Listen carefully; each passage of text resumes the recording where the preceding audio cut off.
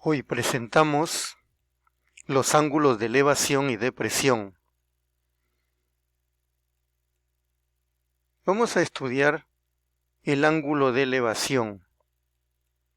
Cuando una persona está observando hacia la parte superior, se va a formar un ángulo entre la horizontal y la línea del observador. Este ángulo alfa se llama ángulo de elevación. Cuando se está observando hacia la parte inferior, se forma un ángulo de depresión. ¿Entre quién? Entre la horizontal y la línea del observador. Aquí tenemos el ángulo alfa llamado ángulo de depresión. Para comprender estos ángulos vamos a resolver una situación problemática. En este caso, Geraldine tiene interés por hallar la altura que alcanza el árbol más grande de un parque. Para ello se aleja aproximadamente 15 metros de la base de dicho árbol y desde allí observa la parte más alta con un ángulo de 53 grados. Si la estatura de Geraldine es 1,68 metros, ¿cuál es la altura del árbol? Lo primero que hay que hacer es un gráfico. Dibujo a Geraldine, el árbol, la base. Ahora, dice que hay que hallar la altura del árbol. Muy bien, es la incógnita. Luego, Geraldine se aleja 15 metros del árbol, de la base del árbol, y observa a partir de ahí la parte más alta con un ángulo de elevación, porque está mirando hacia arriba, con un ángulo de elevación de 53 grados. Bien, entonces, aquí veo que se está formando un triángulo de 37 y 53 grados, un triángulo rectángulo notable conocido. También debo colocar la estatura de Geraldine, que es 1,68 m.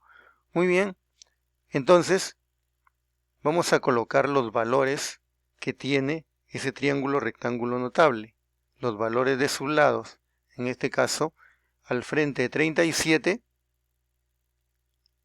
va el menor ángulo y es 3K. El otro cateto es 4K y la hipotenusa es 5K, pero ya no la coloco porque no necesito ningún valor ahí. Entonces me doy cuenta que 3K es igual a 15. Digo, 3K es igual a 15. Despejo K, 15 entre 3, K vale 5. Bien, como K vale 5, ya puedo hallar la altura del triángulo. Y digo aquí, la altura del triángulo es 4K, pero K vale 5, entonces la altura del triángulo es 4 por 5, 20. La altura del triángulo es 5. Este cateto del triángulo vale 20 metros. Muy bien. Ahora, la altura del árbol será la estatura de Geraldine más la medida de este cateto del triángulo. Decimos aquí, la altura del árbol es 20 metros, que es el cateto de este triángulo rectángulo, más la altura de Geraldine, y la suma nos da 21,68 metros. Vamos con un ejemplo más. Desde lo alto de dos torres de 23 metros y 28 raíz de 3 metros de altura, se observa un punto en el suelo entre ambas torres, con ángulo de 37 y 60 grados, respectivamente. Calcula la distancia entre las torres. Hacemos un gráfico de la primera torre y me dan la altura, que es 23 metros. La segunda torre también tiene una altura de 28 raíz de 3 metros. Estamos colocando los datos. Se observa un punto en el suelo entre ambas torres. Bien, con ángulos de 37 y 60 grados respectivamente. Bueno, se trata de ángulos de depresión porque se está mirando hacia la parte de abajo. Entonces aquí se forma el ángulo de depresión entre la línea del observador y la horizontal. Este ángulo es de 37 grados. En la siguiente torre también tengo la línea del observador y la horizontal. Entre la línea del observador y la horizontal se forma el ángulo de 60 grados. Lo que me piden hallar a mí aquí es la distancia entre las torres. Esta distancia entre las torres. Muy bien. Entonces vamos a trabajar con el primer triángulo rectángulo notable. Aquí tengo un triángulo rectángulo notable de 37 y 53. Pero primero debo darme cuenta de lo siguiente. Que aquí tengo dos rectas paralelas cortadas por una transversal. Y cuando tengo dos rectas paralelas cortadas por una transversal, me doy cuenta que estos ángulos se llaman ángulos alternos internos. Y los ángulos alternos internos son iguales. Entonces traslado ese ángulo de 37 hacia allí. Muy bien. Ahora me doy cuenta que tengo un triángulo notable 37 y 53. Al frente de 37, ¿quién va? 3K.